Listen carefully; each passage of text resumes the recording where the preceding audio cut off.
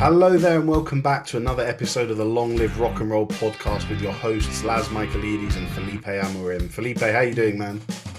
All good here, man, and you? Good, yeah, not too bad, not too bad. It's been a while, isn't it? We've had a couple of weeks off, just doing our own thing. Yeah, exactly. Yeah, we've been a bit lazy lately. No, not really. You've been through a surgery, haven't you? So. That's true. Yeah, actually, do you know what? That's true. So for viewers, check it out. This is my arm.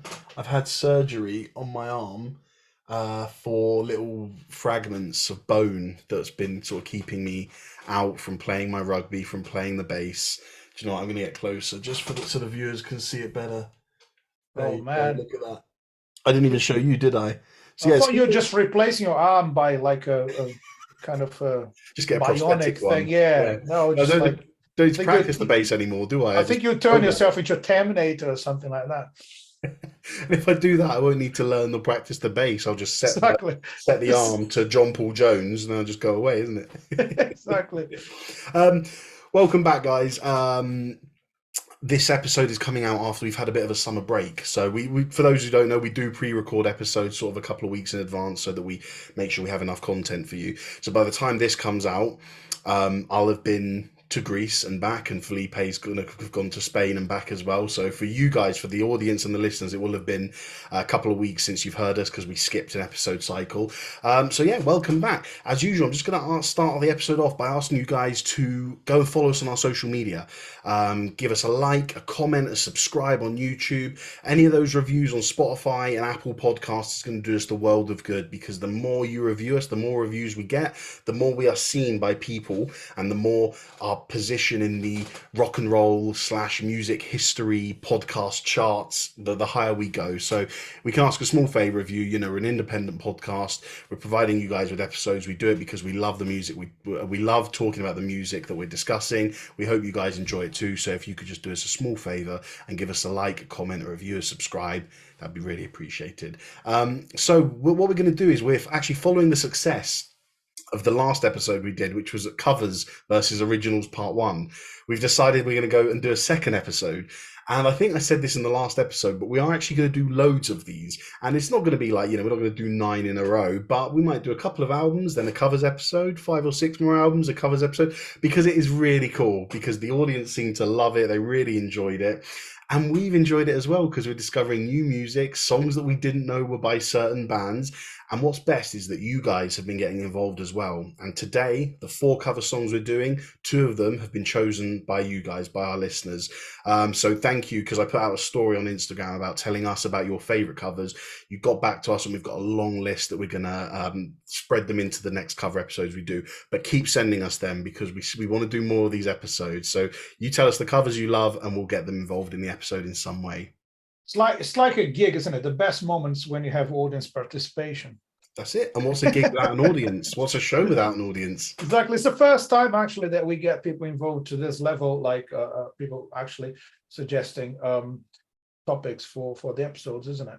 Yeah, that's right. And I think it's great with covers, isn't it? Because with covers, you can have it's personal. Someone can tell us a song that they really enjoy. Yeah. And I don't know how we started this topic. I think I don't know if you mentioned a song that you've preferred the cover than the original. And last time we did, we chose the favorites, isn't it? Do you prefer the cover? Do you prefer the original? Yep. Are we going to do that again? Are we going to have an overall score? We're going to do it, and then whenever, touch wood, it never happens, but whenever this podcast comes to an end, we're going to give you the final score. And I hope it's going to be something like covers 1,327, originals 1,819. I really hope we do that many episodes. But yeah, the aim of this episode is we want to find out in a massively overgeneralizing way what is better, the cover or the original. So let's get into episode 2 of covers versus originals. We got 4 songs for you as per usual, 1 chosen by Felipe, 1 chosen by myself, and 2 chosen by our listeners. Should we crack on with the first one? Yes. Who chose the first one? I chose the first one. All right. I did, yes. The first song, again, as usual, guys, the playlist for this episode is in the show notes. So go down, click below, and you can go and have a listen to the versions of the songs we're listening to as well. Now, the first song is Wilson Pickett's cover of Hey Jude, originally done by the Beatles. Do you want to go for it, man? Why don't you tell us your favorite? Do you know what? I want to talk about the original first. Do it. Yeah, because that's to start with, that song was written by Paul McCartney for Julian Lennon, John Lennon's son, right? So it's a famous story. Most people know about it. John Lennon was going through a divorce. His son was really sad. Paul McCartney wrote that song, to kind of say to Julian, everything's going to be all right. Don't worry about that. And it's just like, it's an honest, very genuine kind of reason to write the song. And it's a beautiful song. I like the fact that there's a build up in the arrangement. It's just piano and vocals first, and then acoustic guitar, and then the drums, and it keeps building up, and then more vocal harmonies all the way to the end.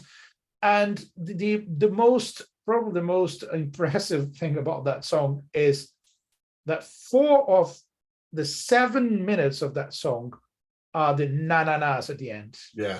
And they just keep singing that na na na na for 4 minutes. And George Martin, the producer, was against that. Said, guys, it's like we destroying this beautiful single. That could be a hit. It's not going to be. The radios won't play this if we make it that long. Exactly. And John Lennon said they will play it if it's us.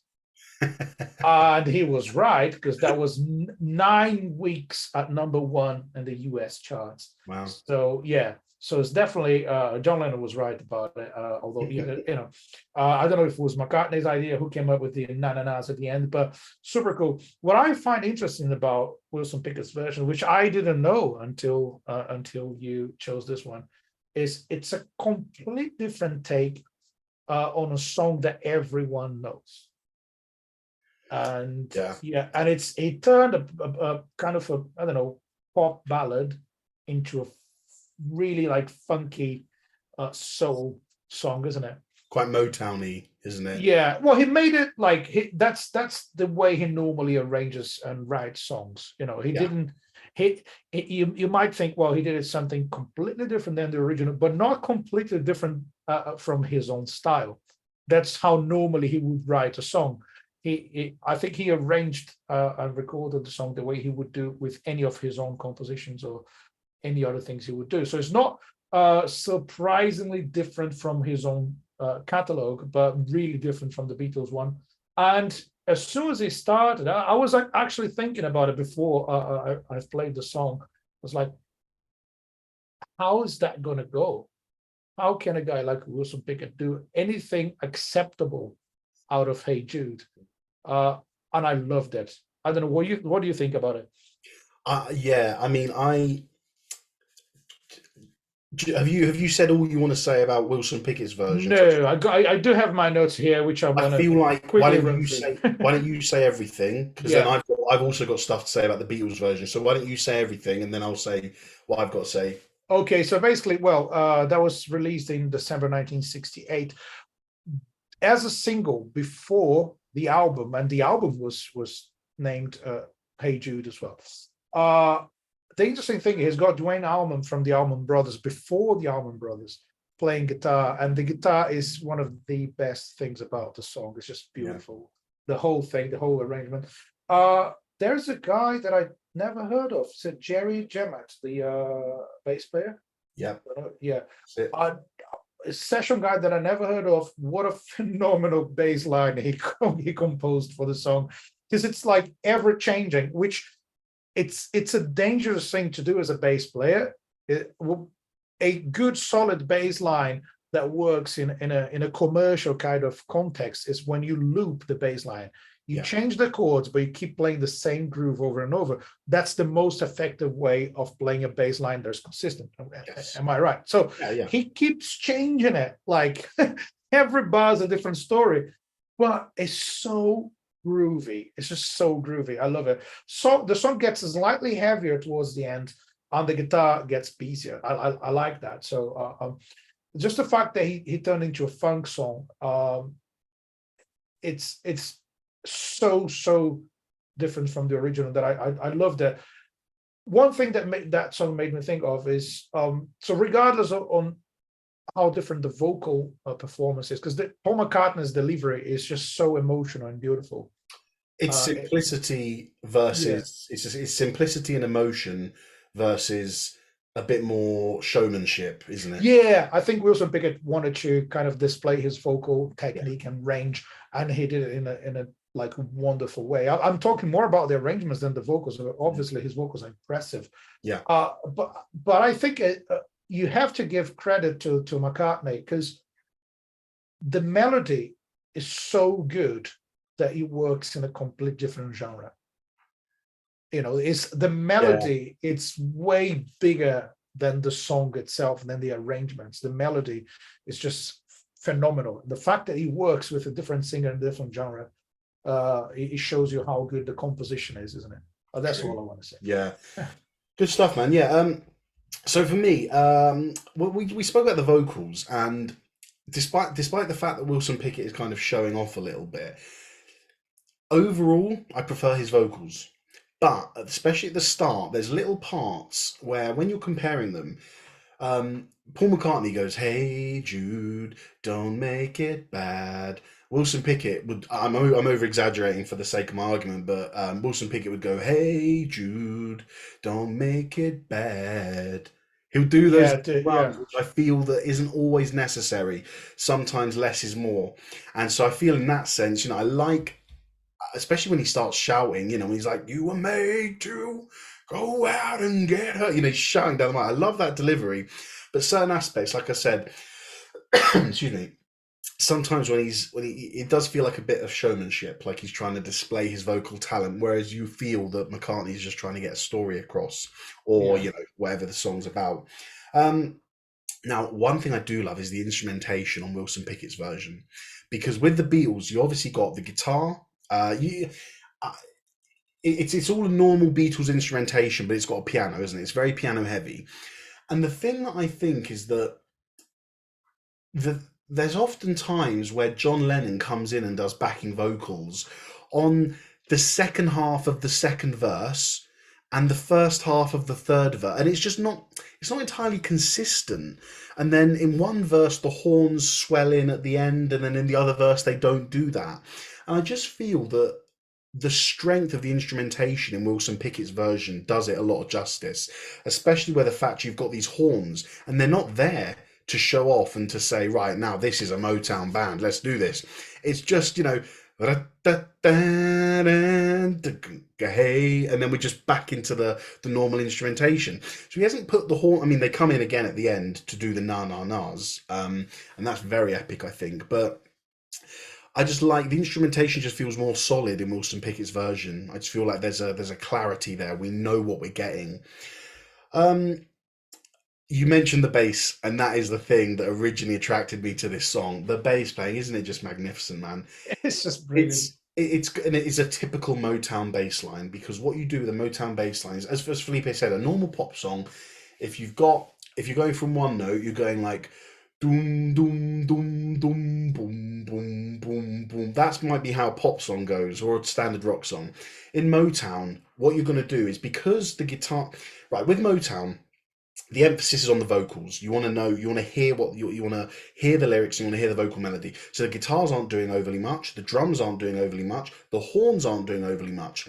The bass being the link between the harmony of the guitars and the horns and the rhythm of the drums, it has the freedom to kind of explore that. And if you listen, I mean, just check out songs again. These will all be in the playlist.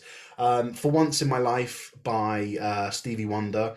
It's a Shame by, I can't remember who did that, but it was both the same bass player, a guy called James Jamerson, who was a master at fully exploring the chord. Because if you're just playing one note, boom, boom, that's one note. Is it a major chord? Is it a minor chord? Is it augmented? What James Jamerson and Motown bassists did is they'd play around the chord. So instead of hearing boom, boom, boom, boom, boom, boom, boom, you'd get boom, just using all the notes in that scale to kind of fit around the rest of the instruments. And that's what's done so fantastically here, is that he really is just playing every chord. But let me ask you a question. Do you feel he's overplaying? No, Good. I that's the agree. I thing. agree. I feel like he's changing the story. As a drummer, I sometimes struggle when I'm jamming with someone or playing with bass players who don't stick to the bass line, or they Yeah. don't play something consistent, and I call them moving targets. So some bases are moving targets. So like, come on, man. Like I want to be able to play with you. So Yeah. you're not playing with me, you're playing against me. Yeah. So you got to be really good and really creative and make the right choices for every single note when you want to do a bass line that changes every time, Yeah. but it still sounds groovy. And I think what makes it groovy is the rhythm, regardless of how many notes it plays. The rhythm is consistent and it's funky, and it does tell the story. And I would say this, man, the bass and the drums are the biggest contribution of this cover version. I would say that, like, if we have to pick one thing per song per cover, so you're gonna have a reason to listen to a different version of a song that you like. Yeah. And I would say that the bass line on its own is a reason to listen to this Good song. point. Yeah, that's a very good point. Just a few more parts to add from myself. Now, this might be. I didn't think we'd do one in this episode, but we will. We'll do a quick Laz Unleashed. There we go. So, in this version of Laz Unleashed, you're going to hear an opinion that, I don't know, most British people, maybe even yourself as well, disagree with. I do not like the ending of Hey Jude, the Beatles version. I think it's too long. I think it's very boring, very repetitive. And I know that it's got all the Judy, Judy, Jude, Jude, and John Lennon screaming, or Paul McCartney, whoever it was. But it got to a point when I was listening and I got to the na na na bits and I thought, right, do you know what? And I was being objective, I was like saying, right, the song should end here for me. And I looked on the phone and there was like 3 minutes more of it. And I was like, I can't ever be bothered to listen to that song in full, which is a shame because I love the Beatles. You know this. I love the Beatles. I'd say they're one of my favorite bands, and I can appreciate how important they are to music. I think they wanted to. Aside, I think they intentionally wanted to release the longest single to make a point. Yeah, I think there's something about it, and it was, the longest like kind of single Number one, that reached number one at the time or something like that. So I think it was intentional, but for me, it's like the Beatles just proving that they could do anything just because they were the Beatles. Yeah, and that's it's like it's kind of as a story is really cool, but I'm with you. I skipped the ending, which I rarely do with any songs. I just feel that the Wilson Pickett ending actually has interesting stuff about it.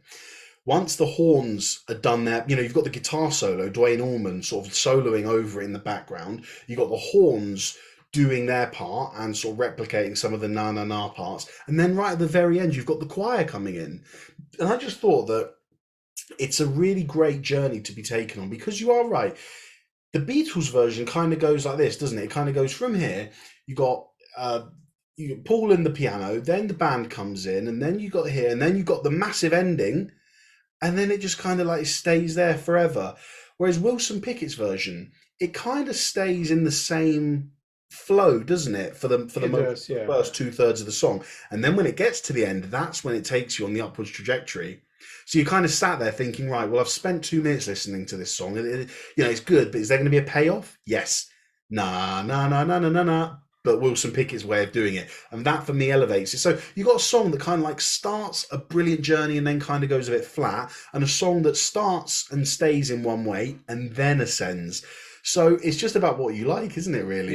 Yeah, totally agree with you. Yeah, exactly. One more thing I just wanted to say is that despite the fact that I prefer Wilson Pickett's vocal performance, there is something just so soothing, familiar, and comforting about Paul's voice, isn't it?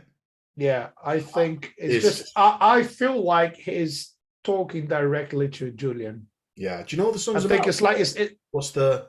Well, it's as I said at the beginning. John Lennon was divorcing from his wife. Sorry, you did say exactly. And his son was depressed because of that, and Paul was just like, I'm going to write the song for this boy to cheer him up, and basically, I feel like Paul is on a phone call with him or something like that. That's how I feel like or a letter or something like that. It's like just it sounds like a really honest message from a grown up to a kid.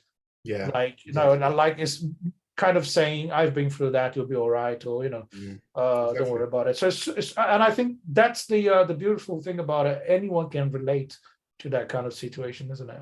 Yeah.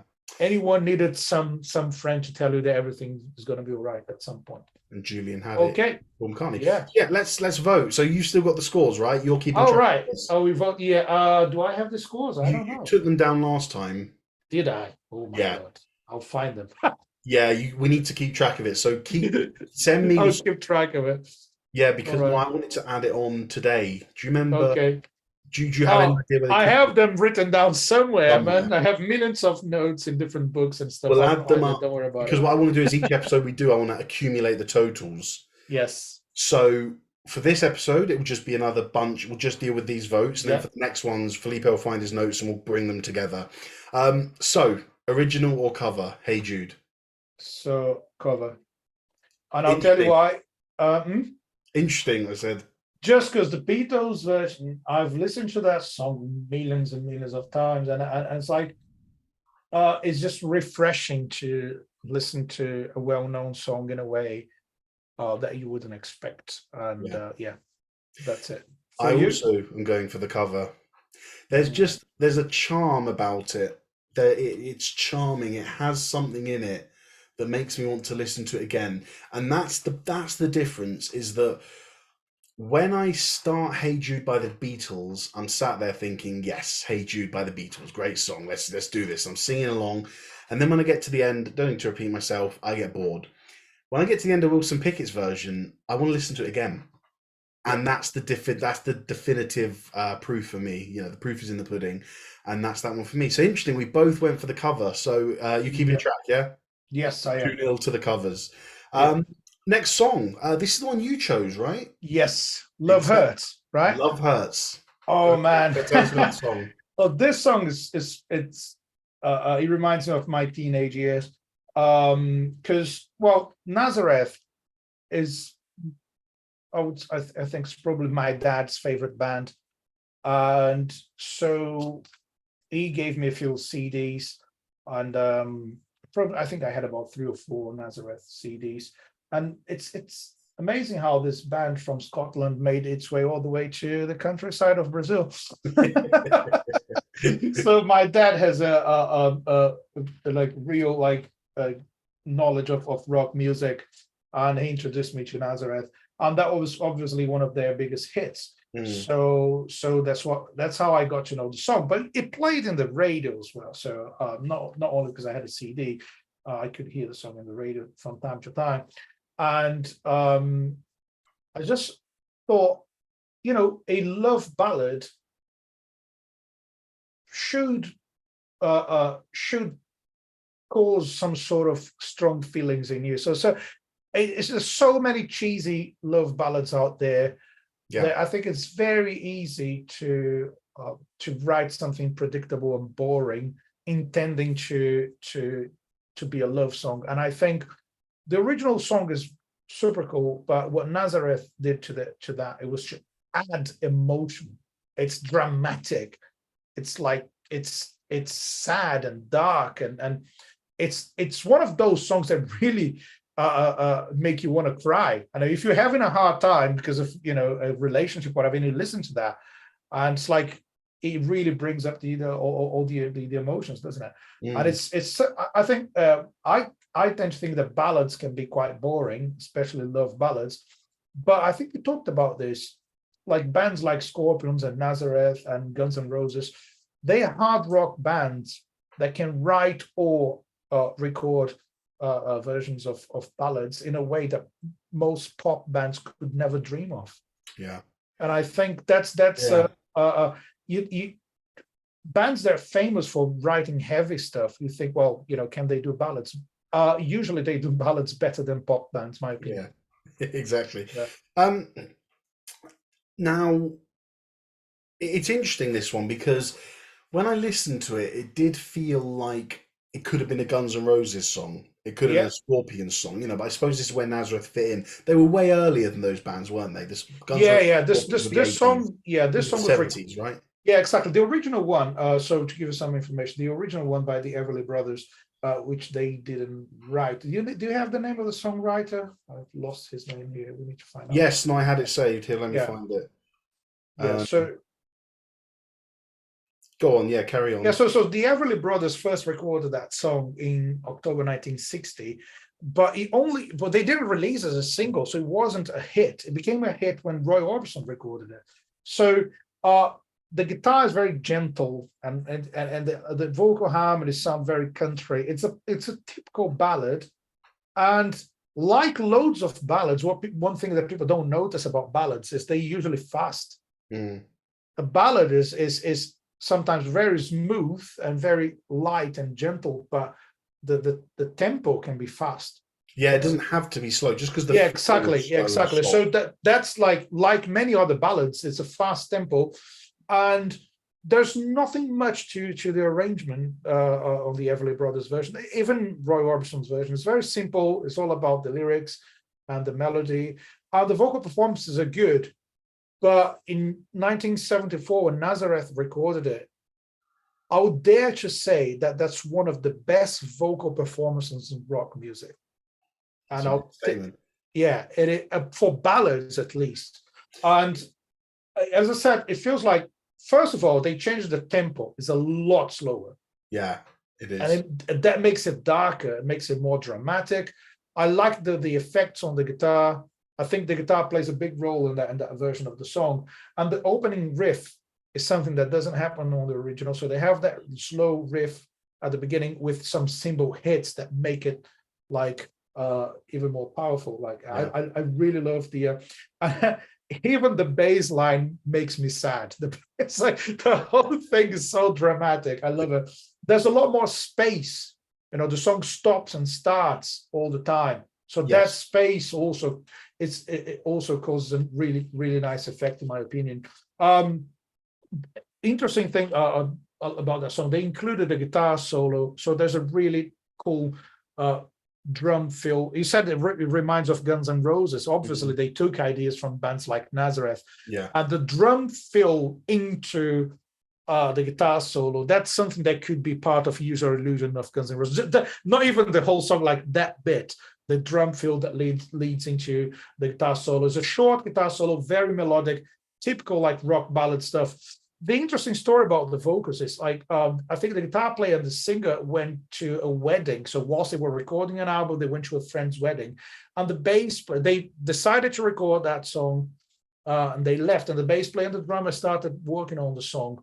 I don't know if anyone else was working on the song, but they chose the key that Emmylou Harris recorded the song. So many people recorded that song. So they chose that key, and it was a really low octave. So when they came back and the bass was already recorded, they had loads of things going on, and they had to stick to that key, in order to save time. You don't want to re-record the bass or etc. Yeah.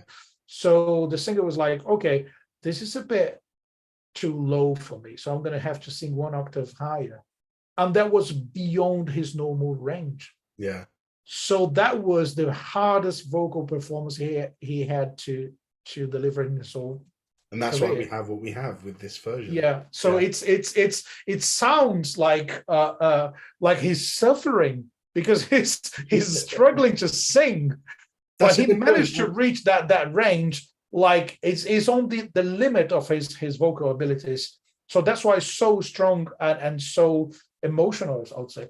What I loved is I really did love the instrumentation of the Nazareth cover and the different textures it had, because it felt like it took you on more of a journey. Now, I have to say, with the Everly Brothers one, I really, really enjoy that song because I do feel that the poignancy and the emotion in the Everly Brothers' voices actually feels like they're in pain. And I'm not saying that the Nazareth guy doesn't, but there's just I think the sparseness, the instrumentation, the production, yes, the sparseness of the instruments, the simplicity of the production. It just, for me, it makes the attention be drawn more towards what he's singing about and the Yeah. chord progression. So you can actually hear the chord. You can hear a minor chord, whereas in the Nazareth version, it might be a bit covered up because there might be a drum solo going on. And just for an example. Yeah. So Yeah, it's an interesting one because they're very different, aren't they? In terms, the next song we're going to do, they're quite similar. It's actually quite similar, isn't it? Because you've got a hard rock band and like an old country singer. Yeah. That's this song and the next one as well. This is probably the most different version, isn't it, of It all of is, the ones yes. we chose? Yeah. I think it has an epic feel to it. The Nazareth one really does. It feels like you're taking on a journey, and you feel like you're feeling the pain of the Nazareth singer, as you said, maybe because he's Yeah. singing it too high, you know. Yeah. Dan McCafferty, that's his name. Dan McCafferty, yeah. Yeah, phenomenal singer. I think the thing about him is like whether you like his approach or not, he doesn't sound like anyone else. No, he's And no very one no distinct. one can sound like him. Yeah. He's one of those guys who has a unique voice for real. Like he's not trying to sound like anything. He's just sound like that. Yeah. He's really good. So, Yeah. what are you going for? You the original or the cover? I think I I'll can go guess. for the cover. For I'll say this from the very beginning, the opening riff, those hits on the crash cymbals, and when he says "love hurts," the first two words with that vocal right there. If you stop the song right there, for me, it's already a classic the way they did it. And So, yeah, also for personal reasons, I got to know that song when I was really young, yeah, and I fell in love with Nazareth. What a great band. lovely. Anyway, so yeah, a bit of information about it as well. That was, I think it was a number one in the UK. It didn't actually make it to the charts, but it was some countries, they observe things in different ways. It's a cultural thing, I would say. So it was number one in Canada, South Africa, Netherlands, Norway, and Belgium. In Norway, it was 14 weeks on number one. So weird, isn't it? So like it's Yeah. yeah, some countries seem to have accepted that song better than others. Anyway, so I your favorite version? I prefer the original, I must say. Oh, Yeah, the Nazareth one is fantastic, and I feel maybe I'm not giving it enough credit because I came away just thinking, oh well, this doesn't sound any different to like a Guns N' Roses ballad, a Scorpions ballad, for well, but example. they did it first. That's my point. That's why I'm not giving it enough credit, maybe because this is where the rock power ballad came from. You know, Nazareth doing the cover of Love Hurts, and it is a fantastic cover, I must say. You know, there's no reason for me not to like it. The instrumentation, the dynamics as well, man. You know, it's just got that section. I can't remember where it is in the song, but there is just a section where it's silent for 3 seconds. Yeah, The note rings out, the vocals die down, it just goes down. Then it brings back up, and then they're into the yeah, next section. That's what the original doesn't have. The original just yeah. does sound like a Bob Dylan song, a Everly Brothers song, a Roy Orbison song, where they're just playing away, doing the lyrics, playing the chords. Not much. You don't feel like much attention in those days were given to things like dynamics. I think Whereas, it just made me think that a good cover makes you focus on something else. Like as you said, something that the the original original, didn't have. yeah, the original is more about the lyrics, maybe as you said. The band makes a bigger impact on the cover versions, and it's more about the guitar than even though the vocals are phenomenal, in my opinion. It's more about the guitar than anything else. The guitar Yeah, makes it different. So my point would be, if there's something about that song that makes it completely different in a positive way compared to the original, is the guitar. there we I go. would say that, yeah, Excellent. yeah, So at the moment we're sitting on 3-1 to the covers for this episode. yeah.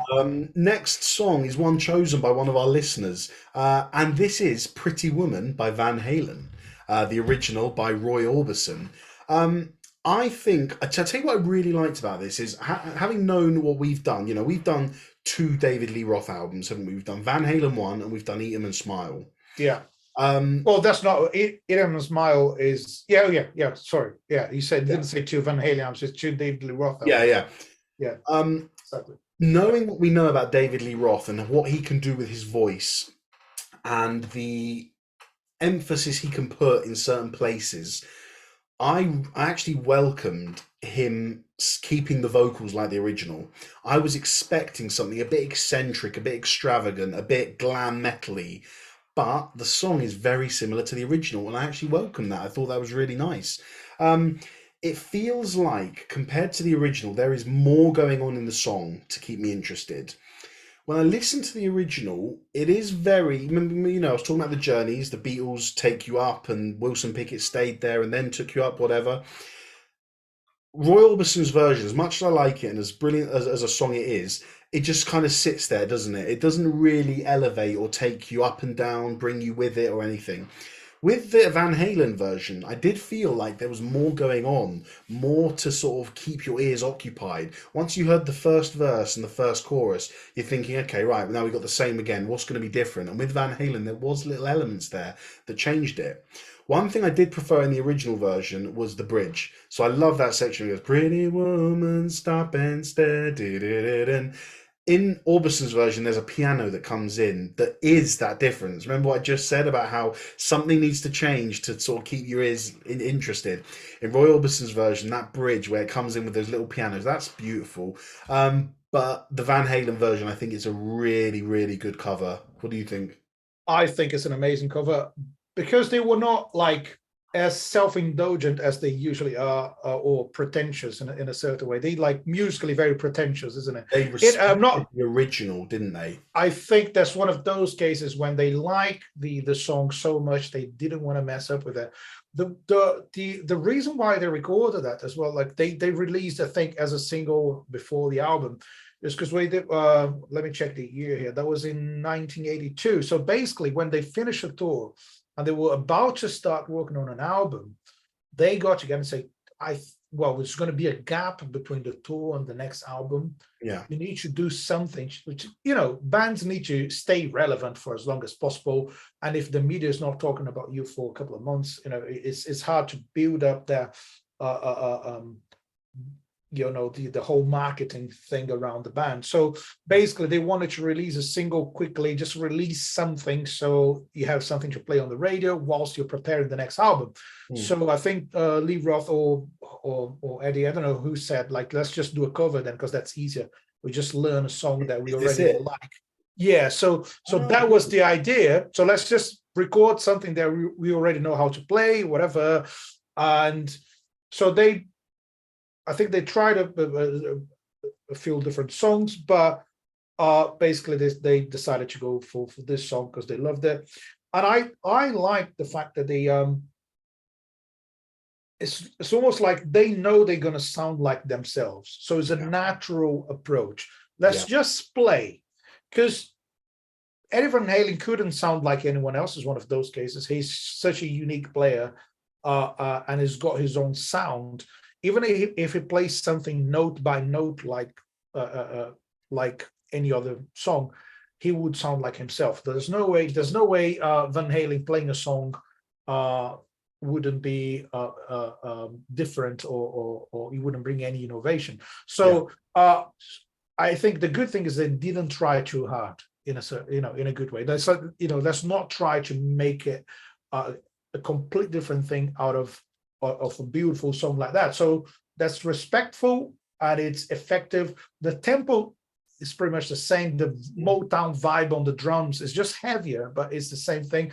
And it's not much heavier than the original, apart from the bridge. And it's so cool that you prefer the original bridge. I prefer the cover. I prefer the original overall until this point. And I think the drumming is a lot heavier for the bridge. It's just smashing the cymbals, and it sounds so cool. And I think, there's an extra riff at the beginning of the song, which a couple of bars before the main riff, that builds up some tension. You're like, well, which song is this? You don't know it's Pretty Woman because it doesn't start with the iconic riff. It starts with something else. There's a build up. And I think there was a small contribution they made to the song without drastically changing anything. So I like that. I think they did a phenomenal job, really. Excellent. Okay, then, what do you prefer? The original. Interesting. Okay. I actually prefer the cover. So let's there we go. So what's it now? Actually, the score 5-2 to the cover. So you got like cover Laz and original Felipe. So it's 1, 2, 3, 4, 2 for covers. Yeah, Oh yeah, of course, yeah. What yeah, is it? four against two. Yeah, Yeah. brilliant. Yeah, okay, let's move on to the last one for this episode. Now, this is a song called Godzilla, and the cover is by a band called Fu Manchu, and the original is by a band called Blue Oyster Cult. Now, this is another song suggested by one of our listeners, so thank you for these, for the last song, Pretty Woman, and this one, because ultimately I'd never heard this song, the original or the cover. So to come in fresh, no opinions, no predetermined, oh well, I did like Blue Oyster Cult, I'm not sure about Fu Manchu. To come in with a fresh perspective on it, I really enjoyed. I liked having this. So, as I said at the start of the episode, when you're checking out these episodes, please give us some of your favorite covers as well, so that when we come and do part 3, 4, 5, 6, 7 of this, we're gonna have some more stuff to get into. What did you think, Felipe, about the original? I think it sounds like a cartoon soundtrack. Okay, I interesting. think the guitarist was the guy who wrote the song up, apparently. So Have you ever listened to this band? Sorry, have you ever heard I this? they have one of the most famous cowbell songs in the world, you know. Forgot the name of the song. My God, how did I forget? You know the More Cowbell sketch from Saturday Night Live. Is that that That's comes one from? of their songs. Yeah, Oh, forgot the name of that song. God, such a famous song. It's ridiculous that I don't know the name of the tell me song. about your thoughts. I'll Anyway, find the song. yeah, fine. Yeah, come on, just Google it, and you're gonna just say More Cowbell sketch. You're gonna see which song we're talking about. And I think it's one of their songs. Yeah, so I I said it sounds like a cartoon soundtrack because it's basically talking about the characters, it's talking about Godzilla, and it's just Godzilla coming and destroying Tokyo, isn't it? Yeah, It's just that. It's a short. The lyrics are quite like straight to the point, yeah. and there's a part in Japanese where someone talking about.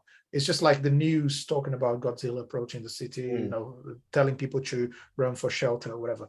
So basically, I think the chorus is quite catchy, and the way they deliver it is, it sounds almost like a joke. I wouldn't take that song too seriously, so I like it because it's fun. It's just like almost naive.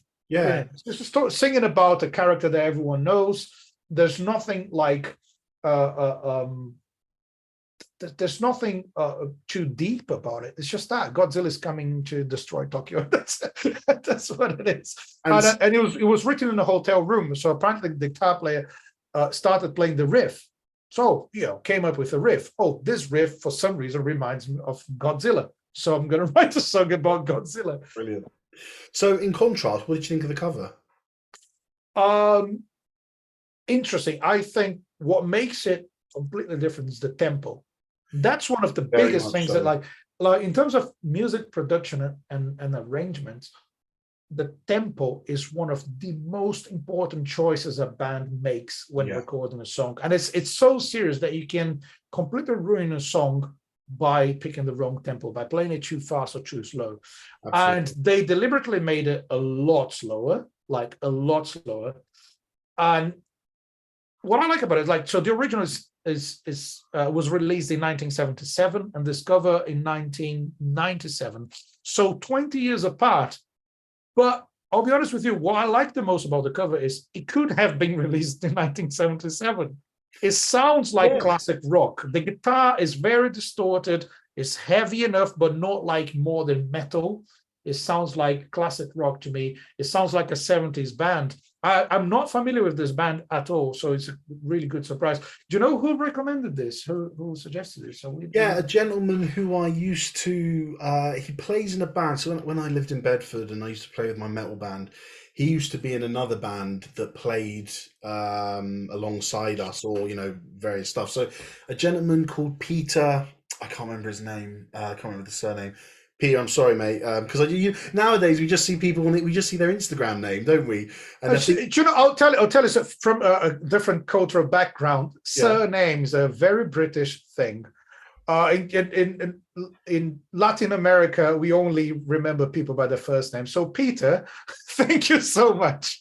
Yeah. Regardless of your surname, Peter. He actually does follow us, so I'm going to find him and give him a shout out when I. Yeah. So I think thanks for people who contributed with this, because it's a new band to me, and And I love bands that are not that old but sound like they're from the 70s. Here we go. Here he is. Peter Robert Alexander Hunt. So Peter Hunt, yeah.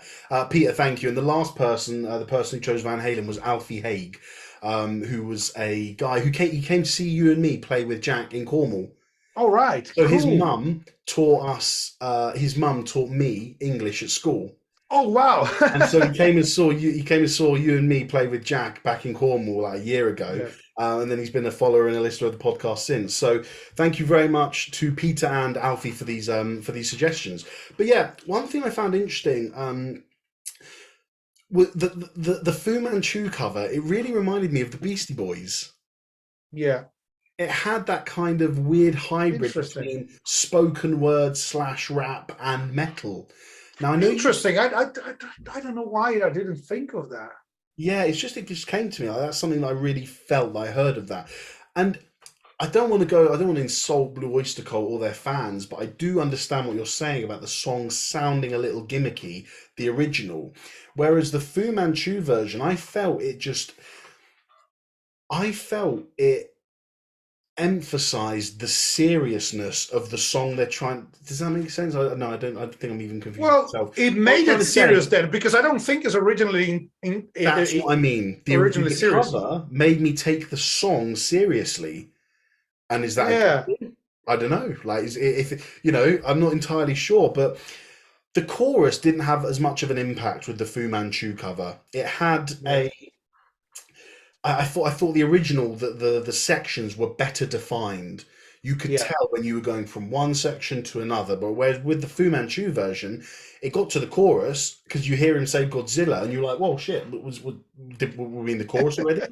You know, like that. And that's not criticism, you know, because do Yeah. you know who else this band? This cover, I can literally, for me, I'll marry two bands, and this is what you get: Beastie Boys, The White Stripes.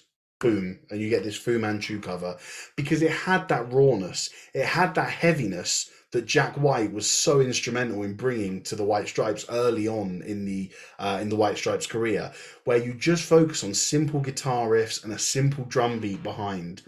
Um, That's really interesting. yeah, Yeah. I just said I feel like the music of the cover suits this version more. Yeah, it's the same riff, it's just slower. So, yeah. Do you have anything I, else to say about it?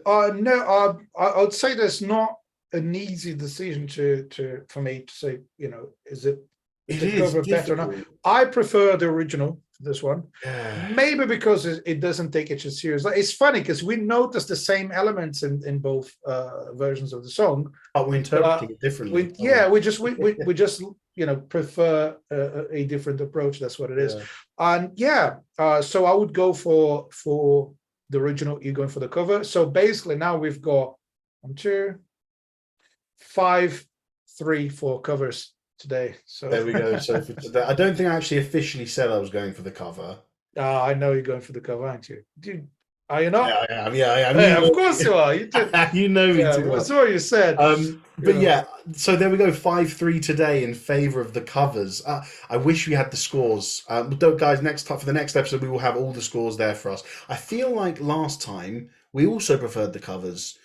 Yeah, covers won last time. I don't know if it was. Yeah. Hendrix, I'm fairly sure the covers won, yeah. So the covers seem to be doing it. This is interesting though, isn't it? Because whilst we always have the originals to look back on and thank for giving us this song, I think you've nailed it when you said earlier, or kind of like we both said, that isn't it interesting that when a band does a cover and identifies something that the original is missing, Yeah. that can fill the gap for some listeners. Some musicians have that sensibility of finding something in a song that no one else would find. Yeah, Or knowing it's not there, identifying it. or bringing something to a song that adds to it, and it doesn't damage Yeah, the actual feeling behind the song. It's good point. just brings something extra, isn't it? There you go. There we go. Another covers episode done. So thank you very much, guys, for all the for joining us, and for especially to Alfie and Peter for the cover suggestions.